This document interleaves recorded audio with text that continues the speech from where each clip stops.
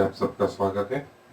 और आज एक महत्वपूर्ण प्रिंसिपल जो है आत्मिकता का, जो पुराने समय से चला आ रहा है, जो चर्च में आज के वर्तमान समय में भी है, उसको देखने जा रहे हैं। और जिसका वर्णन जो है निर्गमन की पुस्तक, उसका 28वां अध्याय और पद 6 से मैं 12 तक पढ़ रहा हूँ, और फिर 30वीं आयत। निर्गमन 28वां अध्याय 6 पद से 12 पद तक, और फिर 30वां पद।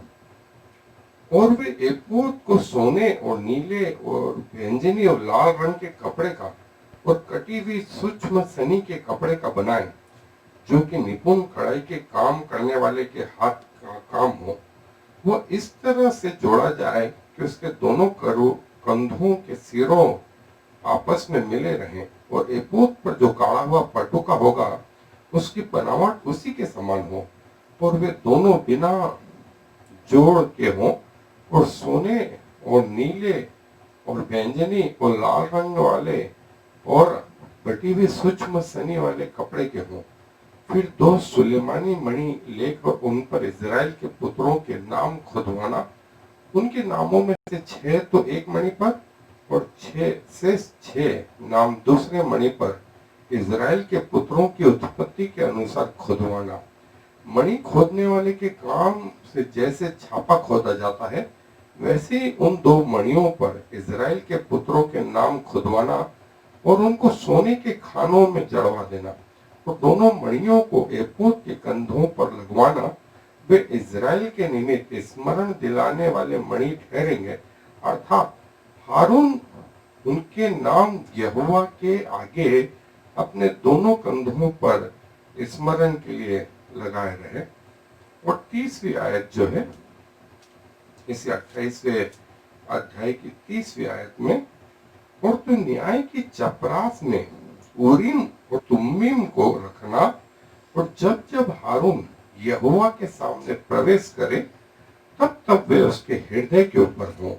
इस प्रकार हारून इजराइलियों के न्याय पदार्थ को अपने हृदय के ऊपर यहोवा के सामने नित्य लगाए रहे। और जो महत्वपूर्ण नाम आया है ओरीम और तुम्मीम, ये ओरीम और तुम्मीम क्या है? ये वास्तव में आध्यात्मिक स्तर के अंदरूनी गहराई तक जुड़े वाले वो हिस्से हैं। और वो बाइबल में क्या बताते हैं, इनका अर्थ क्या है? हमने कल इसकी कुछ पिक्चरें देखी थी। आज मैं इसके बारे में थोड़ा सा जो है डिटेल में बताना चाहता हूँ। आप देखेंगे कि जो है ये बात न सिर्फ पुराने नियम, वरन नए नियम में भी प्रभु यीशु मसीह ने इस बात को इनडायरेक्टली रीति से कहा। पुराने नियम में जो है अब्राहम जब इसहाक की बलि चढ़ा रहे थे, सो स्वर्गदूत ने उनसे कहा कि मैंने देख लिया है कि तू मेरे प्रति विश्वास योग्य है, अब तो इस इसहाक को छोड़ और देख वो बलि का बकरा जो झाड़ियों में मेढ़ा बंधा हुआ है, उसको चढ़ा। और अब्राहम ने वैसे किया। इसके पहले जब इब्राहिम इसहाक को चढ़ा रहे थे, उन्हें वो मेढ़ा दिखाई नहीं दिया, लेकिन स्वर्गदूत के बोलने के बाद उनको वो मेढ़ा दिखाई दिया। याकूब जो है रात में स्वर्गदूत से जो है लड़ाई करता रहा। और न सिर्फ याकूब, उसके अलावा जो है मूसा, उसको वो झाड़ी जो है जलती हुई दिखाई दी, लेकिन भस्म होते हुए दिखाई नहीं दी। और ये थ्रूआउट मूसा की लाइफ में बना रहा। और आप इसके बाद देखें, गेदोन को देखें, सिमसोन को देखें, और फिर समवेल को देखें। और समवेल और एली एक ही जगह में जो है परमेश्वर के भवन में सोते थे। और सैमुएल तो उस जगह सोता था जहां याजक या जो है वो तंबू का पवित्र स्थान। और आपको याद होगा सैमुएल का गोत्र एफ्रेम का गोत्र था, वो लेवी गोत्र से नहीं था। लेकिन परमेश्वर ने चुनाव किसका करा? सैमुएल का करा। परमेश्वर ने आवाज लगाई, एली को सुनाई नहीं दी, वो शमूएल को सुनाई दी। और जब है हम बालक राजा जो है बिलाम को लेके आया, तो बिलाम जो है चला, स्वर्गदूत रास्ते में खड़ा हुआ था, स्वर्गदूत बिलाम को मारने के लिए खड़ा था, और गधी की आंखें खुल गई। तो गधी ने उस स्वर्गदूत को तलवार लिए हुए देखा, वो उसके सामने सड़ गई। ऐसा एक बार नहीं, दो बार नहीं, तीन बार। और तब बिलाम की जब आंखें खोली गई, तो बिलाम को लगा आज इस गधी ने बचा लिया, ये तो स्वर्गदूत सच में मार डालता। और जो है फिर एलिसा के समय देखें, एलिसा ने जब एलिया से कहा कि तुझसे दुगनी जो है सामर्थ्य मुझे मिले, तो एलिया जानते थे कि सामर्थ्य देना मेरा काम नहीं है, इसलिए उन्होंने एक कंडीशन रखी कि तू मुझे जाता हुआ देख लेगा, तो जो है जो बात तूने कही है वो तेरे ऊपर पूरी होगी। और ऐसा हुआ, परमेश्वर ने एलिसा की आंखें खुली रखी और उसने एलिया को जाते हुए देखा, और एलिया ने जो अंगोछा ऊपर से फेंका वो एलिसा के ऊपर आया, और वो सामर्थ जिसकी चाह एलिसा ने रखी थी वो उसके ऊपर आ गई। दानियल को देखे, दानियल जो है उसकी स्पिरिचुअल आंखें खोल दी गई, उसके स्पिरिचुअल कान खोल दिए गए, और जो है दानियल प्रभु की गहरी बातों को जानने पाया। और देखिए यही बात जो है प्रभु यीशु मसीह ने चेलों के साथ करी। हालांकि प्रभु यीशु मसीह ने उन 70 चेलों को और बार बार अपने चेलों को भेजा, मिशन पे भेजा, सुसमाचार प्रचार करो, बीमारों को चंगा करो, दुष्ट आत्माओं को निकालो और स्वर्ग की बातें बताओ। चेले गए और उन्होंने करा भी, और वे वापस आए तो उन्होंने प्रभु यीशु मसीह को कहा कि तेरे नाम से दुष्ट आत्माएं हमारे वश में है, लोगों को चंगाई मिल रही और सारी चीजें हो रही। लेकिन क्या हुआ, जब प्रभु का समय आया, वो गतसमनी बाग में जैसी प्रभु यीशु मसीह पर जो है याजकों के सिपाहियों ने जो है हाथ डाले और वो प्रभु यीशु मसीह को ले आए और लात घोंसे मारने लगे। 1,500-2,000 लोग जो है एक आदमी को मारने लगे। आप सोच सकते हैं कि जब पतरस ने देखा, यूहन्ना ने देखा, चेलों ने देखा, वो सब भाग गए। उसके एक हफ्ते पहले वो ये मांग कर रहे थे कि एक तेरे दाहिने बैठे, एक तेरे बाएं बैठे। प्रभु यीशु मसीह ने कहा जो कटोरा में पीने पर हूं क्या पियोगे, जो बपतिस्मा में लेने पर हूं क्या लोगे। उन्होंने कहा हाँ, लेकिन वक्त आया तो क्या हुआ, भाग गए। और जब प्रभु क्रूस पे थे, सबसे नजदीक किनको होना था, इन्हीं को ना, जिन्होंने एक हफ्ते पहले ये कहा था कि तेरे साथ मरने को तैयार है। लेकिन क्रूस के समय में यूहन्ना को छोड़ करके किसी और का वर्णन नहीं। और तो और जब प्रभु को गाड़ दिया गया और लिखा है चेले डर के मारे, सब डरे हुए थे, हमारा क्या होगा, हमारा क्या होगा, हमारा क्या होगा। प्रभु तो चले गए और प्रभु उनके बीच में आया और एक महत्वपूर्ण आया था। प्रभु यीशु मसीह ने अपने बारे में उनको बताया और फिर लिखा गया है कि प्रभु ने उनकी आंखें खोल दी कि वे पवित्र शास्त्र को पूज सके। इसके पहले आश्चर्य कर्म हो रहे थे, इसके पहले दुष्ट आत्माएं निकल रही थी, इसके पहले सब कुछ हो रहा था, लेकिन अब जो है उनको जो है परमेश्वर का वचन समझ में आने लगा। और दूसरी चीज, अभी भी जो है जब प्रभु ने उनसे कहा मेरे पीछे आओ, तो बजाय पीछे आने के सबसे पहले कौन अलग हुआ, पतरस। पतरस जो था उसको लगा मेरे वाइफ का, मेरे बच्चों का, मेरे परिवार का क्या होगा, मैं कहां से लाऊंगा इनकम, कैसे वो घर चलाऊंगा। मछली मारने गया और जब पतरस को जाता हुआ देखा तो दूसरे चेले भी आ गए, उन्होंने कहा हम भी तेरे साथ चले। अरे आपके ऊपर तो अभी पवित्र आत्मा आया है, आपको चाहिए था कि आप प्रभु पे भरोसा कर दें, लेकिन कहां गए? जो है मछली मारने गए, और उसके साथ साथ कहीं और भी गए। लेकिन जब प्रेरितों के काम का दूसरा अध्याय हम देखें, ऐसा कहा जाता है जब तक चेलों ने अपना संपूर्ण समर्पण नहीं किया, तब तक वे आत्मा जीतने वाले नहीं हो सके। और उन्होंने ठान लिया कि अब जीना मरना प्रभु यीशु मसीह के साथ में। जब उन्होंने ये ठान लिया, तब आत्मा जीतने वाले चेले हो गए, आत्मा जीतने वाले प्रेरित हो गए। इसके पहले आश्चर्य कर्म हो रहे थे, इसके पहले दुष्ट आत्माएं निकाल रहे थे, इसके पहले सुसमाचार सुना रहे थे, लेकिन नहीं हो रहा था, वो ये नहीं हो रहा था। और देखें, पौलुस की आंखें उस दमिश्क के मार्ग में बंद थी और फिर खुली। यूहन्ना जो है पतमुस नाम टापू में जो है उसकी आंखें खुली और उसने स्वर्गीय की बातों को देखा। और यही चीज हमारे जीवन में आनी चाहिए। हमारे जीवन में कई सेवकों की सेवकाई में जो है वो आत्माएं जीतने वाला हिस्सा नहीं है। क्यों?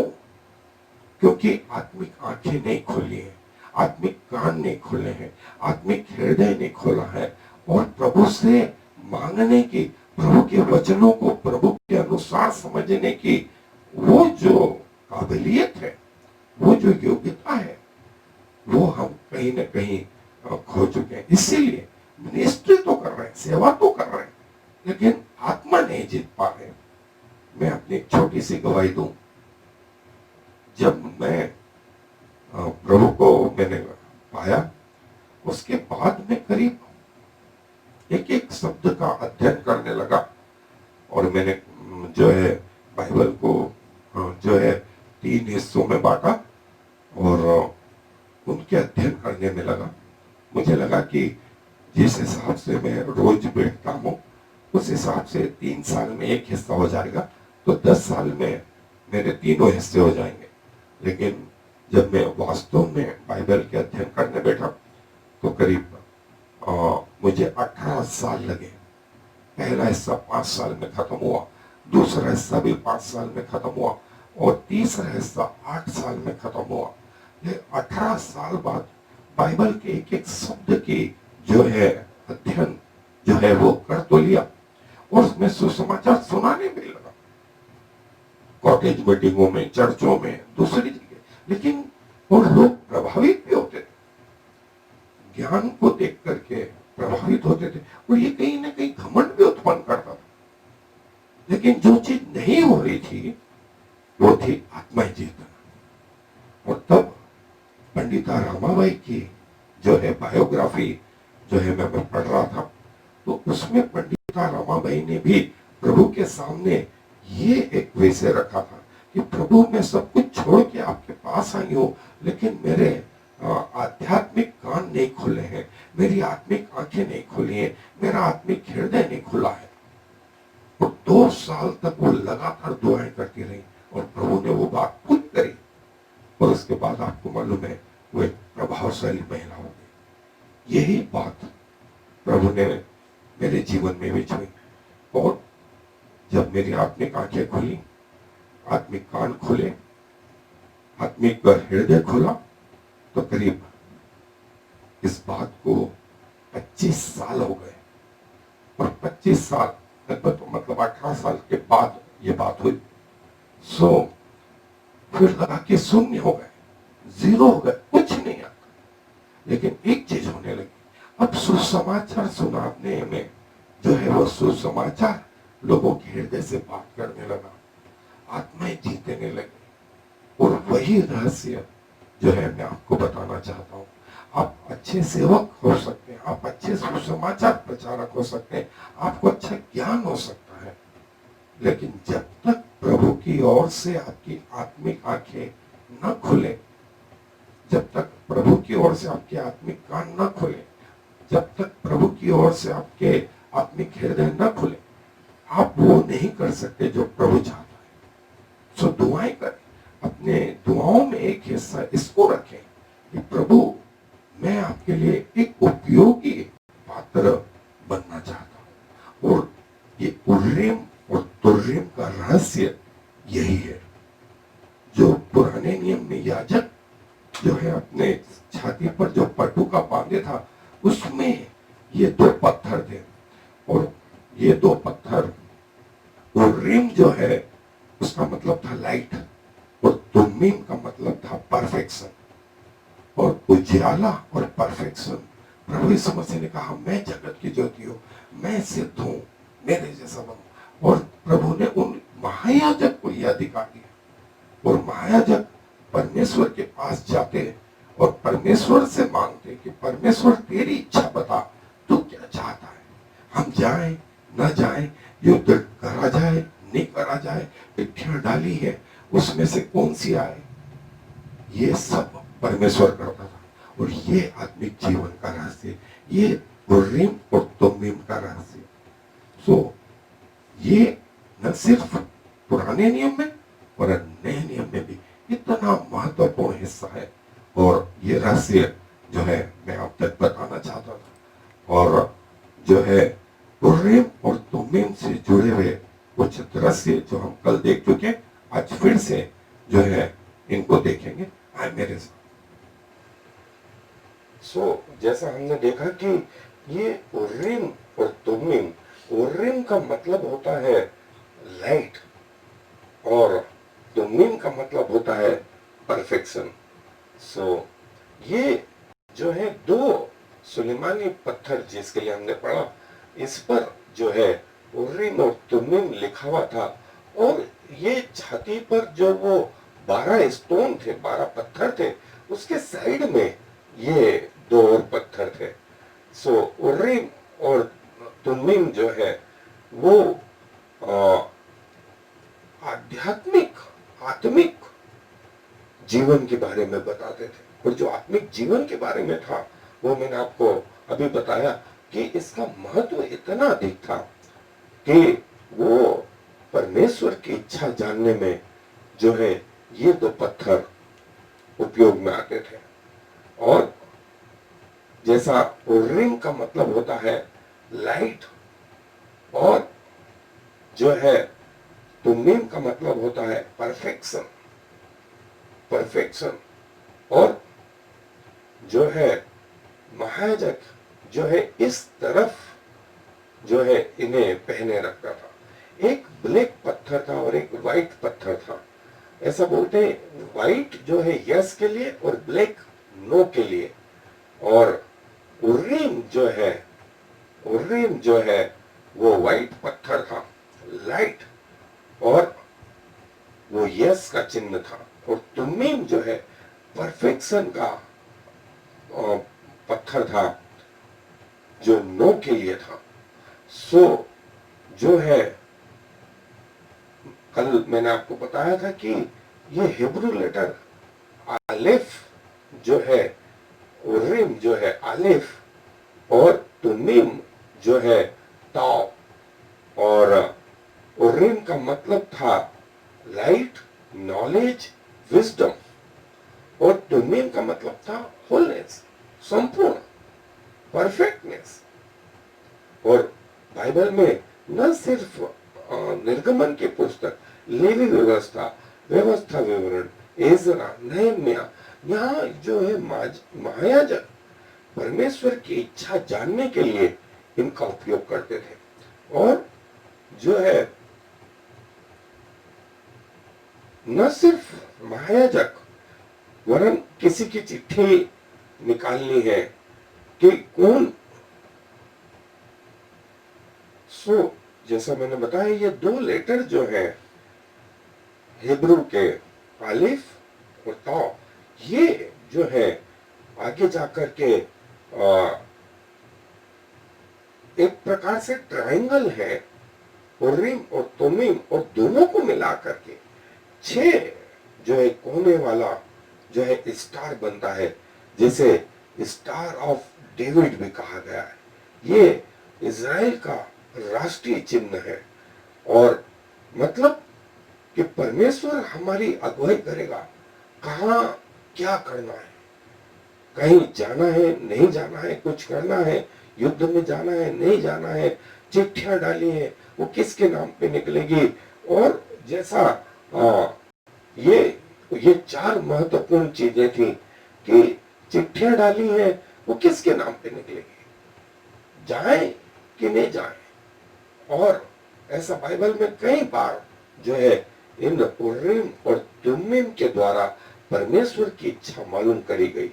और यही आत्मिक जीवन का रहस्य था जो मैंने आपको बताया कि प्रभु यीशु मसीह ने चेलों में भी जो है, हालांकि चेले भी जो है प्रचार तो कर रहे थे, वे दुष्ट आत्माएं भी निकाल रहे थे, वे आशीष भी दे रहे थे, लेकिन परमेश्वर के शास्त्रों को नहीं समझते थे, आत्माएं जीत नहीं पा रहे थे, चर्च की स्थापना नहीं हो पा रही थी।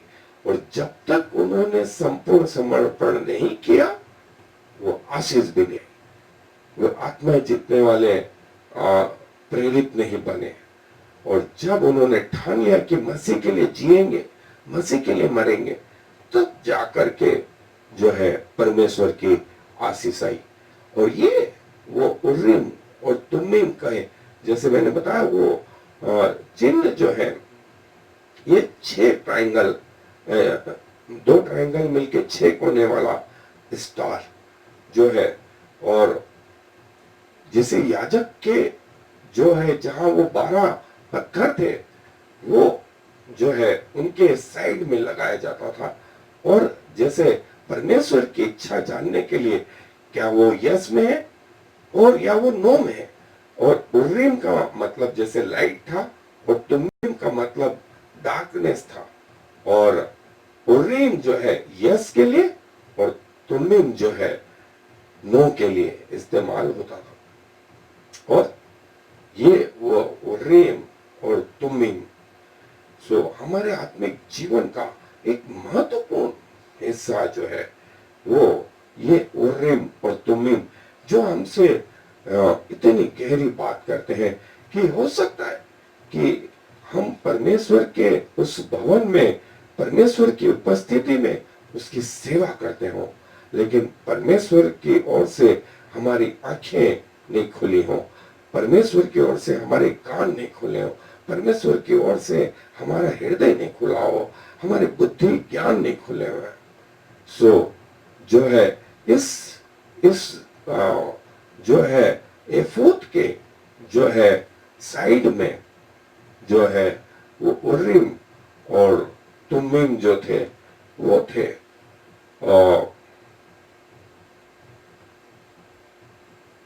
बंधे हुए थे। और याजक के, महायाजक के जो है ये वाले हिस्से में जो है वो परमेश्वर का ज्ञान लेकर के, परमेश्वर की इच्छा जान करके अगली कार्रवाई करते थे। सो ये हमारे आत्मिक जीवन का एक गहरा पहलू है। हम कई बार जो है, जैसा मैंने कल भी बोला, कई बार हम अपनी प्लानिंग बनाते हैं बगैर परमेश्वर की इच्छा जाने, और फिर दुआ करते हैं कि परमेश्वर अब इसको सफल करना, जबकि होना इसका उल्टा चाहिए। पहले जाए कि नहीं जाए, पहले करें कि नहीं करें ये जाने, और तब उस पर आशीष मांगे। हम तो पहुंच जाते हैं और फिर बोलते हैं अब तो विजय बना। तो कई बार ऐसा हुआ कि बगैर परमेश्वर की इच्छा के वे लोग चले गए और उनको पराजय का सामना करना पड़ा। और मूसा ने कहा कि मैंने तुमसे मना किया था कि मत जाओ, क्योंकि परमेश्वर तुम्हारे साथ में नहीं, परमेश्वर की इच्छा नहीं है, लेकिन तुम लोग नहीं माने। और यहोशू के समय में भी ऐसे हुआ, यहोशू के समय में भी ऐसे हुआ, बगैर परमेश्वर की इच्छा जाने वे चल दिए, और वहां जाकर के जब पराजय का सामना करना पड़ा तब उनको लगा कि गलती हो गई। और ये हम अपने आत्मिक जीवन में भी देखते हैं, संस्थाओं में देखते हैं, जो है कलीसियाओं में देखते हैं कि हम प्लानिंग बनाते हैं बगैर परमेश्वर की इच्छा के, और ये सोचते हैं कि परमेश्वर के लिए तो कर रहे हैं, और फिर जब बना लेते हैं और फिर बोलते हैं आओ दुआ करें। होना ये चाहिए कि पहले ऐसा करे भी कि नहीं करे, और तब यदि परमेश्वर इजाजत देता है तो फिर उस पर आशीष भी आएगी। सो ये उर्रीम और तुम्मीम जो है हमें इस आत्मिक रहस्य को बताते हैं, और ये आत्मिक रहस्य जो है हमारे जीवन में आना चाहिए। हमारी सेवाएं जो है फ्रूटफुल होना चाहिए, फल के साथ होना चाहिए।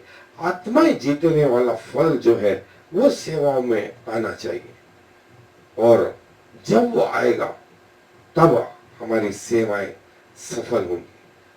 और इसके लिए ये जो 12 जो पत्थर है जो याजक के ऊपर थे, और ये 12 पत्थर जो है अलग अलग रंग के और अलग अलग गोत्र के थे, और इसी के अनुसार इनके झंडे थे। और मैंने इनके बारे में बताया था, ये 3 पत्थर पिता पुत्र और पवित्र आत्मा के नाम पे, और ये 4 ये खड़ी रो जो है सारे लोगों के लिए 4 कॉर्नर के बारे में बताती थी।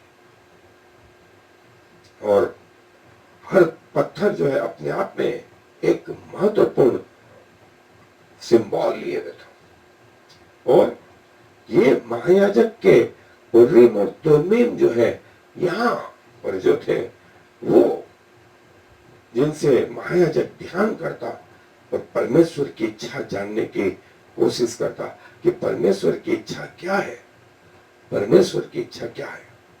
और यही हमें चाहिए, यही हमें चाहिए कि हम परमेश्वर की इच्छा जाने हर कार्यों में, हर कार्यों में, और तब हमारा जीवन, हमारी मिनिस्ट्रियां, हमारा संस्थाएं, हमारे चर्च सफल होंगे, सफल होंगे। और हमारे जीवन में उर्रीम और तुम्मीम जो है वो आना ही चाहिए, आना ही चाहिए। सो परमेश्वर अपने वचन के सुने जाने पर आशीष दे। आए दुआ करें। धन्यवाद देते हैं आपके सुंदर वचन के लिए, आपके सुंदर रहस्यों के लिए, जो आप हमारे जीवन में भी चाहते हैं कि जब हम आपके याजक हैं, आपने हमारे शरीर को अपना मंदिर बनाया, आप चाहते हैं कि हमारी आत्मिक आंखें खोलें, आप चाहते हैं कि हमारे आत्मिक कान खोलें, ताकि हम वो सुन सकें जो आप सुनना चाहते हैं, हम वो देख सकें जो आप देखना चाहते हैं, हम वो समझें जो आप समझना चाहते हैं। प्रभु अपने आप को आपका होने के लिए समर्पित करते हैं, और खुदावंत होने दीजिए कि वो आत्मिक रहस्य जो है, वो आत्मिक बातें हमारे जीवन में भी पूरी हों। हमारे जीवन के द्वारा बहुत सारी आत्माएं प्रभु आपके पास आने वाली हो सके। धन्यवाद देते हैं प्रभु कि आप ऐसा चाहते हैं, और इसीलिए आपने जो है उन चेलों के ऊपर अपनी श्वास फूकी कि वे आपके वचन को समझ सके। धन्यवाद प्रभु आपके इन महान सेवकों के लिए, आपके इन लोगों के लिए, आपकी पवित्र आत्मा के लिए। सारा आदर आपको देते हुए इस विनती को प्रभु यीशु मसीह के नाम से मांग लेते हैं। आमीन और फिर आमीन। Shema Yisrael Yahweh Eloheinu Yahweh Echad. Hear, O Israel, the Lord is our God, the Lord alone.